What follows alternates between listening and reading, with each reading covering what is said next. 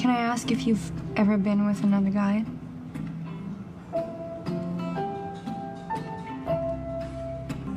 Have you ever told anyone that before?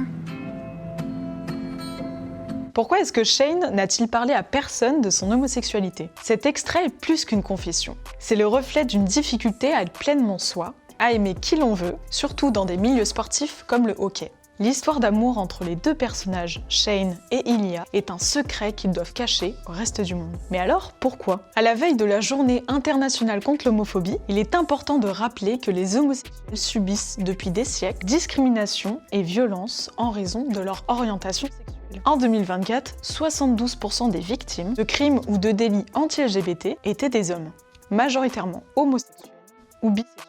Parmi eux, 48% avaient moins de 30 ans et 82% des auteurs de ces violences étaient des hommes.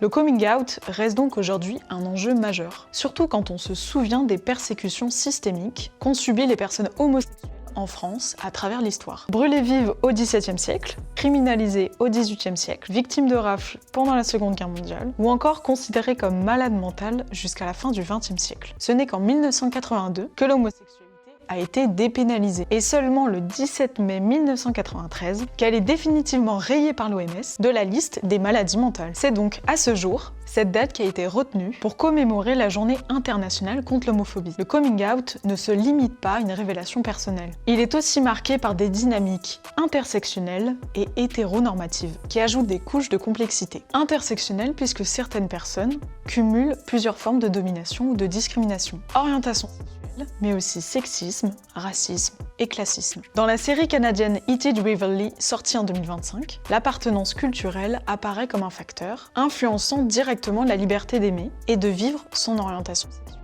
La série a d'ailleurs été saluée pour sa finesse dans la représentation des défis culturels liés au fait d'être queer et non déclarés au Canada, dont Shane est originaire, et en Russie, dont Ilya est originaire. L'hétéronormativité, quant à elle, désigne un ensemble de normes, de croyances et d'attitudes faisant apparaître l'hétérosexualité comme la seule orientation normale, naturelle et légitime. Toute autre orientation sexuelle serait alors perçue comme une déviance ou une anomalie. Un des effets principaux de ce système est la marginalisation ou l'exclusion sociale des personnes LGBT. Au final, que l'on aime ou pas cette série, elle met en avant une forme de légèreté et d'espoir, rappelant que l'amour queer n'est pas uniquement une lutte, mais aussi une source de joie.